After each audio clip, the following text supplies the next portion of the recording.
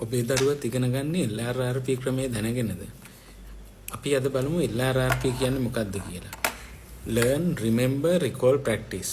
ඔය හතර ක්‍රමය සාර්ථකව දැන අවබෝධය තිබුණොත් තමයි දරුවෙකුට අධ්‍යාපන කඩයින් දේශයෙන් ජය ගන්න පුළුවන් වෙන්නේ.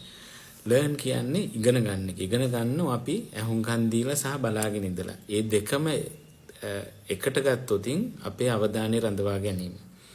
පන්ති කාමරයක සාමාන්‍ය විනාඩි 40ක පීරියඩ් එකක අවම විනාඩි 20ක්වත් අවධානය රඳව ගන්න දරුවෙක් සාමාන්‍යයෙන් පන්තියේ මුල් 5 දෙනා අතර ඉන්නවා කියලා තමයි විශ්ලේෂණ වලින් දැනගෙන තියෙන්නේ. R කියන්නේ R කියන්නේ remembering. මතක තබා ගැනීමේ තාක්ෂණය. ඒක ටෙක්නිකල් දෙයක්.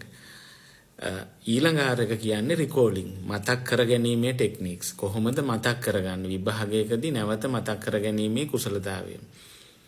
ඊට පස්සේ ප්‍රැක්ටිස් කියන්නේ අපි කලින් ප්‍රැක්ටිස් කරලා තියෙන්න ඕන ලියලා ගණන් හදලා තමන්ගේ අතින් ඒ දේවල් කලින් ලියලා ගණන් හදලා තිබීම මගින් තමයි සාර්ථක ප්‍රතිඵලයක් ලබා ගන්න පුළුවන්. ඉතින් LRRP කියන හතරම සාර්ථක දරුවෝ තමයි ඉහළම ප්‍රතිඵල වලට යන්නේ. මොකද සමහර අයට උප්පත්තියෙන් ගෙනල්ලා තියෙන සමහර කුසලතා අධ්‍යාපනයේ ඉහළම ප්‍රතිඵල ගන්න.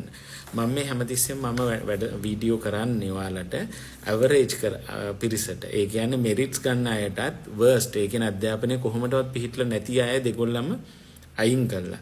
සාමාන්‍යයෙන් අධ්‍යාපන විශ්ලේෂණ වල ගන්නේ ඇවරේජ් පිරිස තමයි. හැමතිස්සෙම මේ විශ්ලේෂණය කරන්න ගන්නේ ඇවරේජ් පිරිස. ඒ මෙරිට් අයත් වර්ස්ට් අයත් අයින් කරලා තමයි මැද පිරිස ගන්න. ඒකින්ද මගේ වීඩියෝ වලින් හැමතිස්සෙම ඔයාලට ඇහෙන්නේ මැද පිරිස. ඇවරේජ්